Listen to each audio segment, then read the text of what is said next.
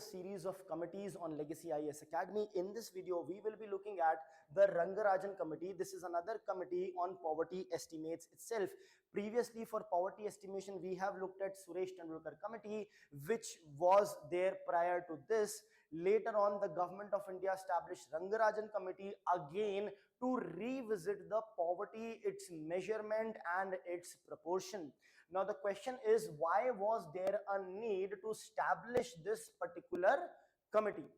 The reason was, when Suresh Tendulkar Committee was established, it gave the recommendation, it also gave poverty line. So with respect to the poverty line, the Suresh Tendulkar Committee had mentioned that anyone who's earning rupees 27 per day or more is not poor. The person who will be poor is the person who will earn less than 27 rupees per day in rural India, and less than 33 rupees per day in urban India. Now remember, the number of calories over here was 2400, whereas number of calories here is 2100. Still this amount is lesser because the food grains in rural India is cheaper as compared to urban India. This is one of the reasons. So don't get confused.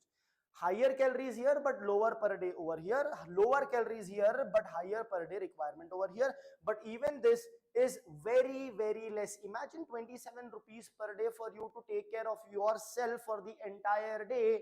It is not good enough.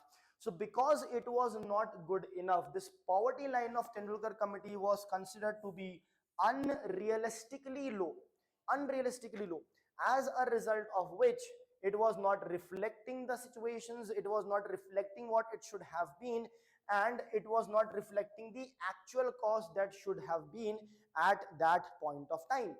As a result of which, what was done? The Rangarajan Committee was established. The government's response was to constitute Rangarajan Committee in 2012, the chairperson of which was, of course, Dr. C. Rangarajan. What was the objective of this committee? The objective was to revisit the poverty estimation methodology, to recommend a realistic poverty line for rural as well as urban India, right? So this is the reason as to why Rangarajan Committee was established. Now we will see what recommendations did it give, what impact that recommendation had, what was the government response on that, what is the criticism of this committee, and why this committee is still relevant even in 2026 and beyond. Before we move ahead, announcement with respect to the new batches that are starting at Legacy IAS Academy with a batch size of only 40 aspirants, which helps us to pay personal attention to each and every aspirant, their development, their learning. Now here, the regular batches are going to start from 3rd August and the weekend batches specifically designed for the working professionals and the college aspirants is going to start on 8th of August. Once you enroll with us, there are a lot of benefits, advantages that you will have over others. Some of them are listed here. For example, comprehensive coverage of the syllabus, one-on-one mentorship and doubt solving session, and regular interaction with the faculties that you just saw. You will have regular interactions with them on a one-on-one basis as well for your doubts, for your answer feedback, so on and so forth. Maximum size is just 40 aspirants. There will be daily mains answer writing practice plus prelims and mains test series, so that it becomes one-stop solution for you. And we have a 360-degree approach of current affairs, wherein the entire week's current affairs subject-wise is covered through live classes by the respective faculties. In addition to this, optional is a very important thing for your mains, very important decision with respect to optional.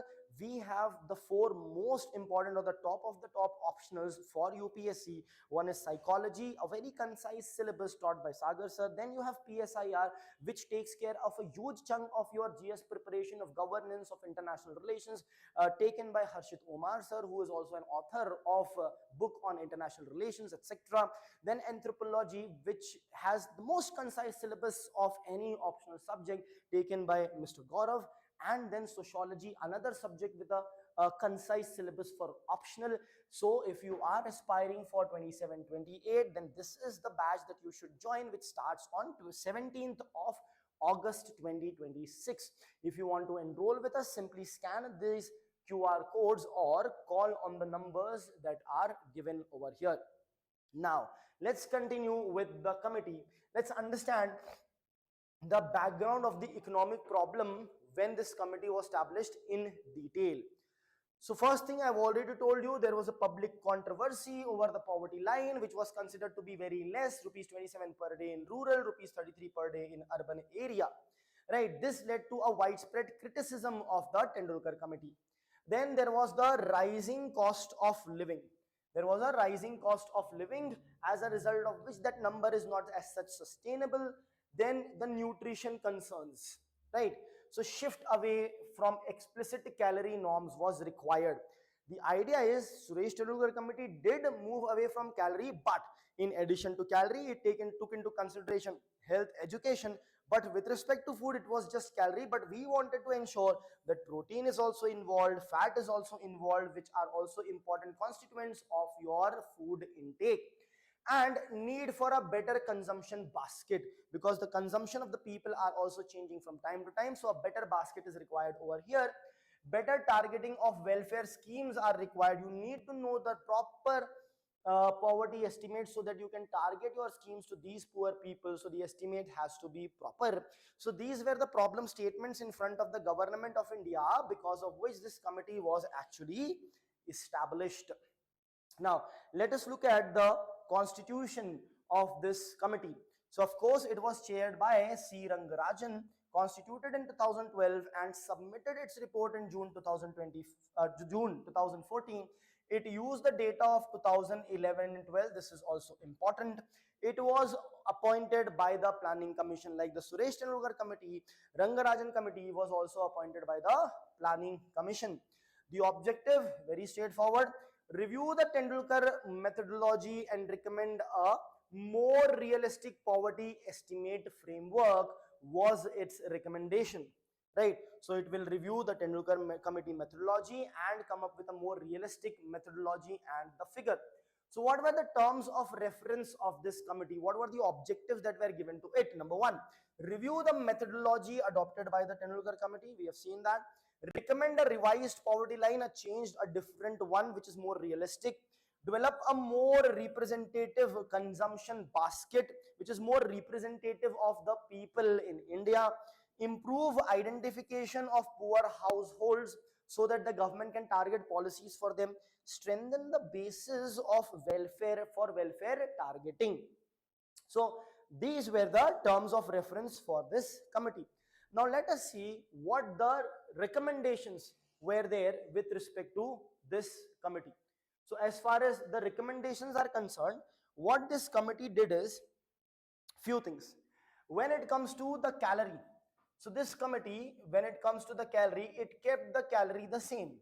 So for rural India, it took the calorific value into consideration. For urban area also, it took the calorific value into consideration, but it did not consider the same 2400, 2100.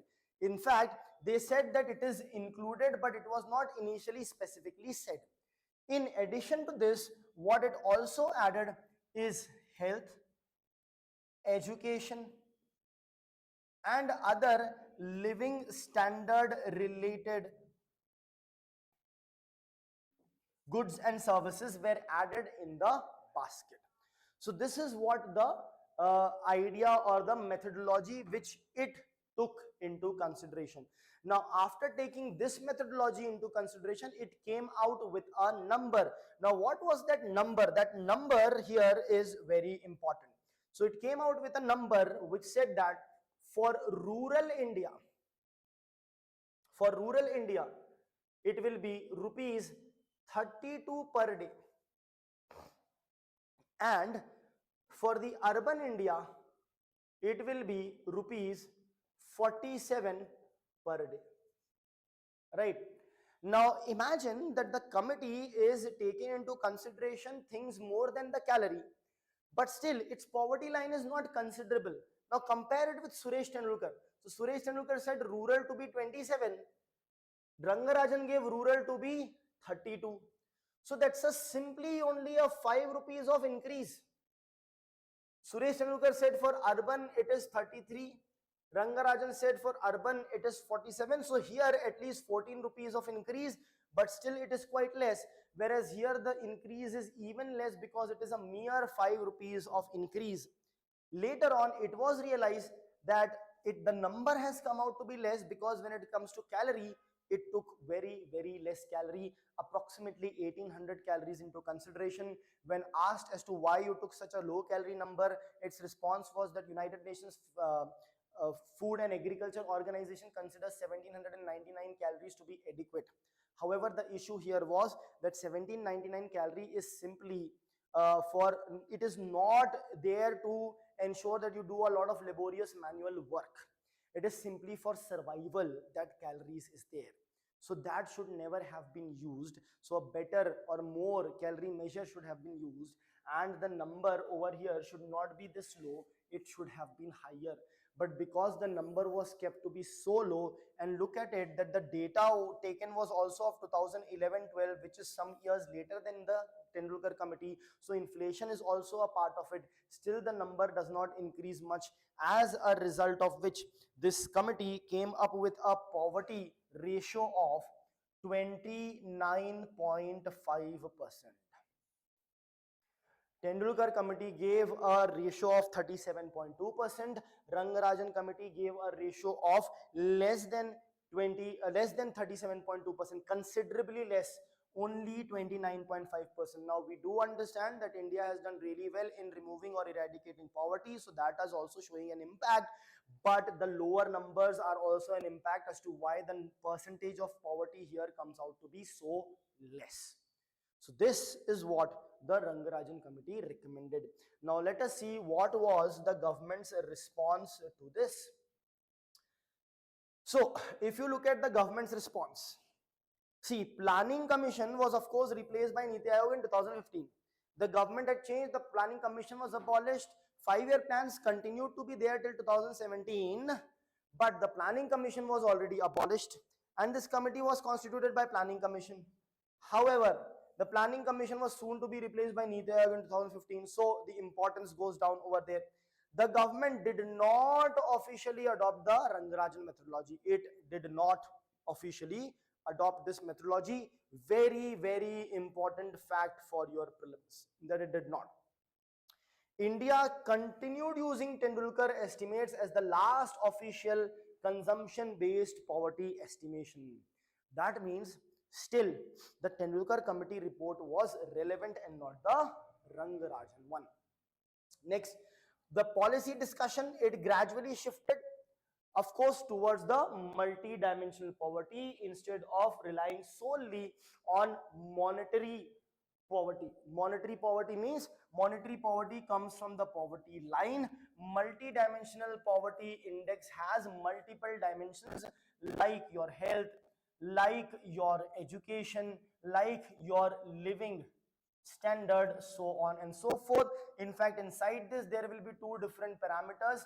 For UNDP, Niti Aayog takes 3 parameters. So here you have the child mortality rate, maternal mortality rate, and nutrition. For education, you have years of schooling and school attendance. Under the living standard, please note this down, what are things are there in living standard. In living standard, you basically have housing, you have sanitation, you have drinking water, you have cooking fuel, you have assets, you have electricity, and so these are the 6 things that UNDP also has. But India's Niti Aayog, in addition to this, also has bank accounts.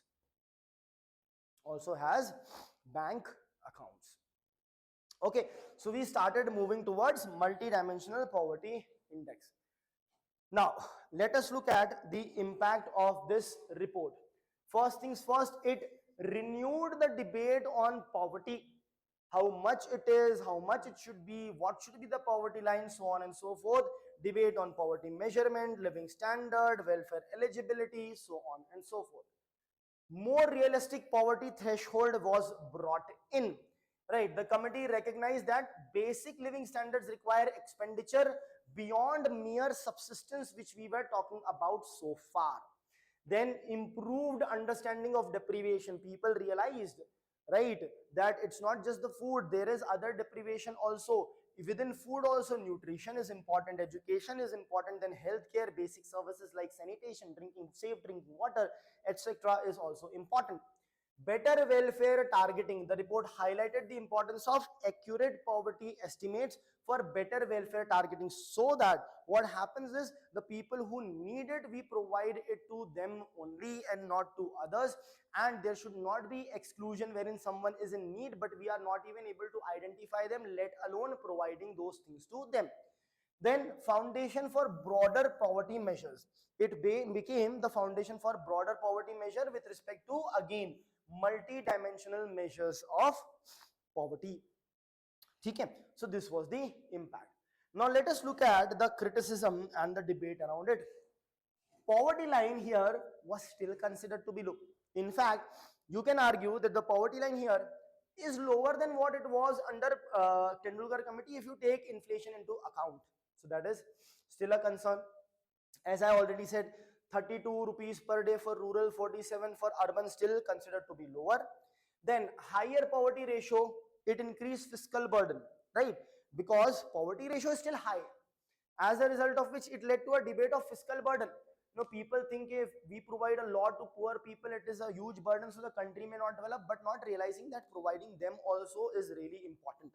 But of course, we need to also empower them, educate them, skill them, so that they can take care of themselves also and lead to the development of the country. Then consumption-based approach continued.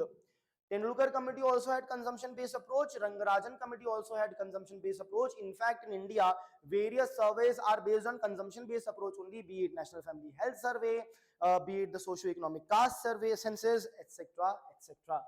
Methodology was not adopted officially. This is, I'm repeating, very important, especially for your prelims to remember. And there was a shift towards multi-dimensional poverty. So this was the criticism, and this debate of shifting towards multi-dimensional poverty started by this committee's report. Now let us understand the legacy of this committee's report and the current relevance of it. Okay, so what is the legacy or the current relevance? See, first things first, it's the last one.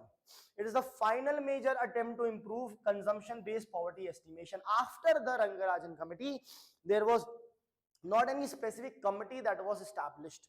Okay, Niti Aayog does do the estimations and stuff, taking data from National Family Health Survey, socio-economic caste survey, so on and so forth. But as far as a committee is concerned, this was the last one that was established. Now, before the policy discourse shifted towards multi-dimensional poverty, what was the idea? Previously, only money was taken into consideration, how much money you have, below which you are poor. But then other services also got involved over here. So this is because of Tendulkar Committee as well as Rangarajan Committee. Now, current relevance is what? Revision of poverty lines. So these poverty lines, though new committees are not formed, these poverty lines are being revised to suit the present inflationary situation, adjusted for inflation, and tell how much it should be now. Same poverty line is used for welfare eligibility, for inclusive growth, food security, your National Food Security Act, social protection, as well as for targeting the SDG 1, that is the Sustainable Development Goal 1, which is of no poverty. Right. So today we increasingly rely on what? We don't rely much on that monetary number. What we rely more on is the Niti Aayog's multi-dimensional poverty index, whose parameters I have just told you. Also the global poverty estimates by the World Bank, which the World Bank comes from time to time, how much a person should earn per day. We take care of that. And the SDG monitoring framework that we have under SDGs 17 goals and 169 targets that are present for various countries to achieve. Now, however, through these committees, we have covered a journey from the traditional consumption-based poverty estimation to the modern multi-dimensional poverty approaches that is there. So these committees have acted as a bridge for leading to more inclusive measurement. More inclusive measurement means the poorest of the poor also coming, the ones who are slightly matlab, they have the food, however other services they don't have. So we started including sanitation, safe drinking water, bank accounts, house, assets, etc. is also, in fact electricity is also included, leading to a more inclusive measurement of poverty. So this is the idea as to how these committees have helped us moving from the traditional consumption based to modern multi-dimensional base, and presently we are using the Niti Aayog's national multi-dimensional poverty index. So that's all about the Rangarajan Committee. Stay tuned to Legacy IAS Academy. We will be continuing with the series on Committee of Economy, and we'll be coming up with more of them. So hit that bell icon so that you are notified whenever we are live or bring out a video. Thank you.